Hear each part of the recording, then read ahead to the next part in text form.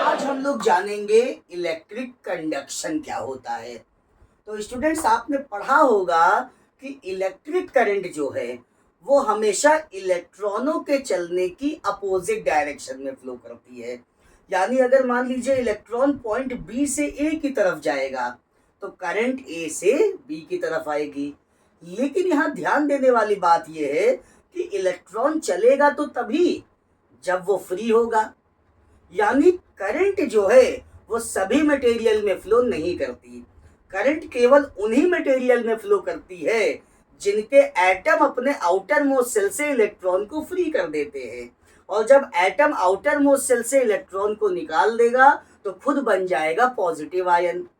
यानी ऐसे मटेरियल जो जिनके एटम आउटर मोस्ट सेल से इलेक्ट्रॉन को निकाल करके पॉजिटिव आयन बनाते हैं, उन मटेरियल को हम लोग केमिस्ट्री में कहते थे मेटल्स और फिजिक्स में कहते हैं कंडक्टर। तो स्टूडेंट्स, इलेक्ट्रिक करंट केवल कंडक्टर में ही फ्लो करती है।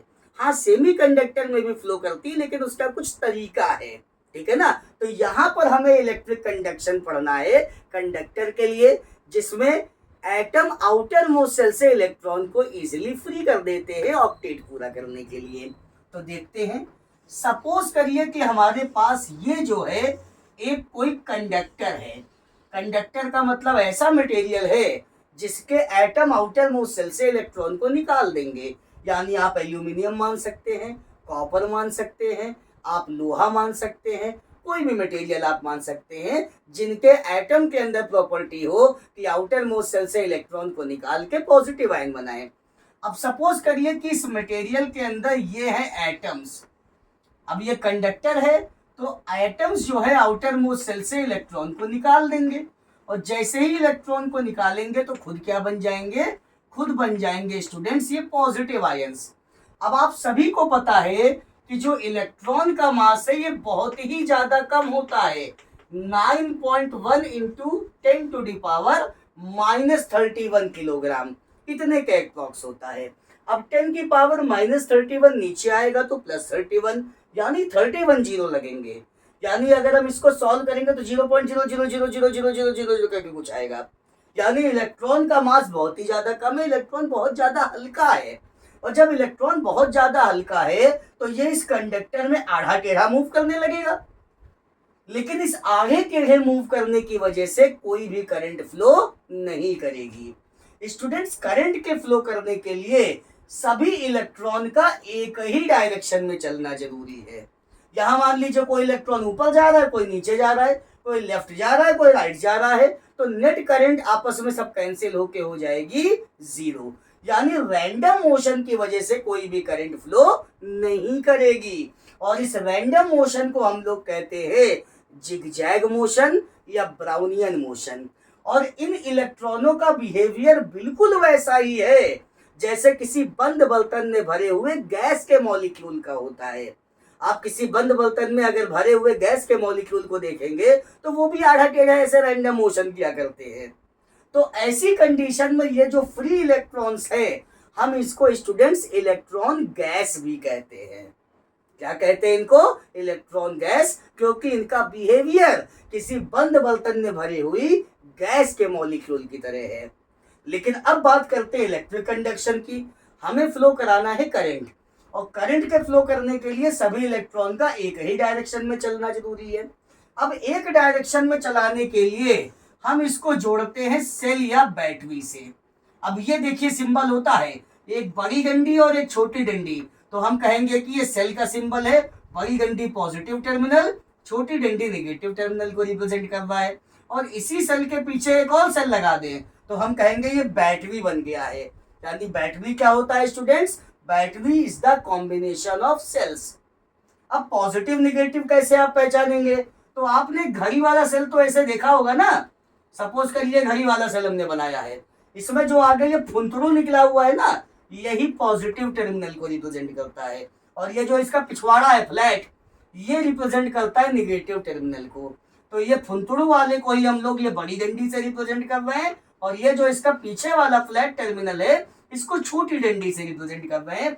तो ये रिप्रेजेंटेशन ऐसे हो रहा है। आई होप आपको समझ में आ रहा होगा। अब इसको ला करके हमने सेल या बैटरी से ऐसे जोड़ दिया।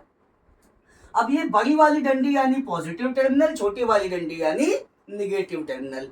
और जैसे ही हमने जोड़ा तो ये पॉजिटिव क्या करेगा, जितने भी फ्री इलेक्ट्रॉन्स हैं ये इनको अपनी तरफ क्या करेगा, अट्रैक्ट करेगा।